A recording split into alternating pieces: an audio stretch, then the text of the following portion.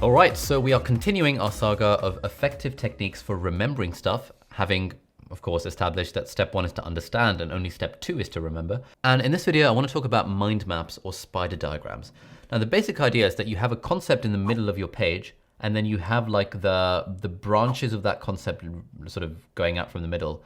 Then you have the subcategories of that branches going out from that. And I quite like mind maps. And the reason I like them is because they help me get a broad understanding of what the content that I'm looking at is. So firstly, I made loads of mind maps when I was in my 3rd year in memorizing essays. And you'll see lots of those in the essay memorization framework video. If you haven't seen that yet, that'll be a few videos further along in this class. But also I quite liked making mind maps in clinical school. So with clinical medicine in years 4, 5, and 6 of medical school.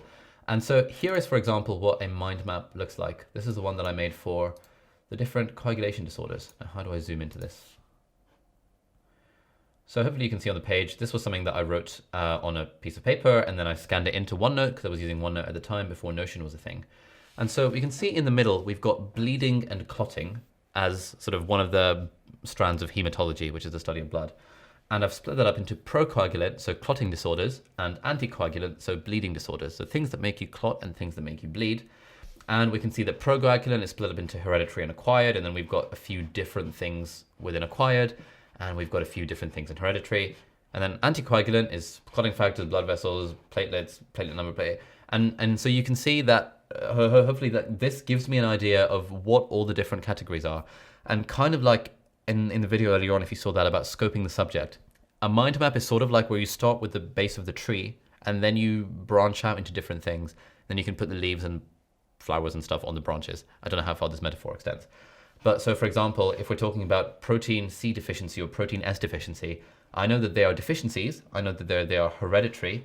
I know they're procoagulant, so they make you clot, and I know they're sort of within this branch of clotting hematology disorders. Equally, if I was thinking of DIC, which stands for disseminated intravascular coagulopathy, that would be here in my mind map. I know it's a non-immune cause of platelet destruction, which ultimately reduces platelet number, which is ultimately an issue with the platelets that causes us to bleed a little bit more than is ideal. And so this is sort of what a mind map looks like. And I think this is great because otherwise, like, you know, I'll use the example of med school, but apply this to whatever subject you're doing. Otherwise, you know, if we looked at the textbook and we looked at kind of bleeding and clotting disorders in the Oxford Handbook of Clinical Medicine or something, we would just have a long list. And I think having it in this sort of mind map format makes it really obvious, at least for me in my head, like where the thing fits into the bigger picture. And this is something that I talk about a lot that I think is really helpful to keep in mind, that no one really explicitly tells us that whenever we are learning anything, we want to first understand where it fits into the bigger picture, which sort of goes hand in hand with scoping the subject. So this is one example of a mind map. Oh, perfect. I'll use one-page syllabus. I was a big fan of putting entire syllabuses onto a single page because then I could see everything that was going on. So this is my mind map for pediatrics. So we've got pediatrics. It's split up into respiratory, gastro, cardio, derm, safeguarding, neonates, emergency, syndromes, cancer, and other. So loads of different categories within pediatrics. And then those, like I've just basically put the whole syllabus on one single page so that if I am revising pediatrics, for example, I can just look at this and I can go one at a time. I can be like, okay, do I know everything about bronchiolitis, asthma, viral wheeze, croup and epiglottitis, CF, cystic fibrosis, and pneumonia? Okay, cool, that's fine. I'm done with respiratory. Let me look at gastro. Right, do I know about inflammatory bowel disease? Do I know about functional abdominal pain? Do I know about necrotizing enterocolitis? Do I know about Hirschsprung's disease? Do I know about GORD, gastroesophageal reflux disease? Do I know about HUS, hemolytic uremic syndrome? Do I know about gastroenteritis caused by fluids and dehydration? Do I know about pyloric stenosis? Do I know about intussusception? Do I know about celiac disease?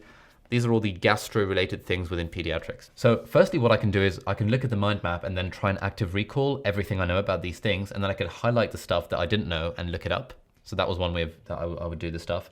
But secondly, what I can do is I can turn this over or get a blank piece of paper and see if I can recreate the syllabus from scratch. So I can be like, right, pediatrics, right, we're going to look at respiratory. What are all the pediatric respiratory conditions that I know of? And I will sit there and active recall the stuff. So I'll be like, I know that cystic fibrosis is a thing. I know that asthma, bronchiolitis, croup, epiglottitis, viral wheeze.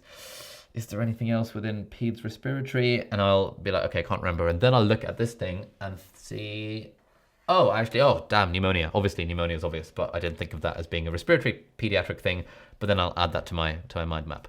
So I use mind maps for all different sorts of things, but A, like I said, they help with understanding where stuff fits into the bigger context as a whole. But B, they help me also use active recall because then I can kind of redraw the mind map. And it's just like really fun. Like when I was in my second and third year, I would redraw mind maps a lot as a way of memorizing things. And it's just it's kind of nice. You open your pucker pad to a new page, you get different colored pens out, you draw the spider diagram or the mind map from memory. And I don't know, at least when I was doing it, it would start off feeling really hard. And then as I knew I'd mastered the content, I'd be able to recreate these spider diagrams in my sleep. So it was like really satisfying and really sort of nice. So I absolutely love mind maps and I will swear by them to the ends of the earth. I feel like I had one. Oh, yes, I have one on infectious diseases. I think I tried putting this all on one page, but it actually fit on 2 pages. And this was basically me trying to write every single thing that I needed to know about all the different infectious diseases. So for example, we've got the gastro-related infectious diseases. We've got cholera, Shigella, E. coli, Salmonella, C. diff, Campylobacter, Enteramoeba, Giardia, Bacillus cereus, rotavirus. And then underneath those in different colors in blue, I've written what the salient features of these things are. So for example, Shigella is famous for giving you bloody diarrhea. Cholera is famous for giving you rice water stool. Enteramoeba dysentery is famous for bloody diarrhea and flask-shaped ulcers, and right upper quadrant pain, which can be from a liver abscess. So it was basically all of the high-yield facts about all of these different infectious diseases that I was looking at, and I put that all into my mind map for infectious diseases for gastro. Then I had one for respiratory, I had one for fever, I had one for dermatology, I had one for general infectious diseases, I had one for neuro, and for genitourinary infections like candida, syphilis, chlamydia, gonorrhea, herpes, etc.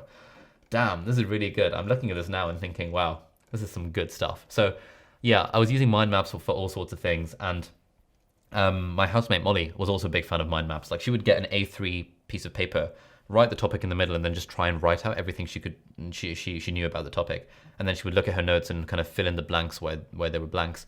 And she would just kind of draw out each diagram a few times over the course of the term. And then she'd end up knowing everything because she's used active recall, she's used spaced repetition, and she's kind of actively plugged the holes in her knowledge based on the information in these mind maps. So mind maps are great. Mind maps are fantastic. And I've got this other video where I talk about how I used mind maps to memorize like 50 essays for my psychology exams. And using that technique, I was able to at least win the prize for, best exam performance, even though I ranked second. It was joint, even though I ranked second in the year, which is a bit annoying. I wanted to come first, but oh well, won the prize anyway. I think it was mostly down through memorizing essays using Anki and memorizing essay structures using spider diagrams or mind maps. So mind maps are amazing. Would recommend them for everything. I think they're great. Thanks for watching, and see you in the next video. Bye-bye.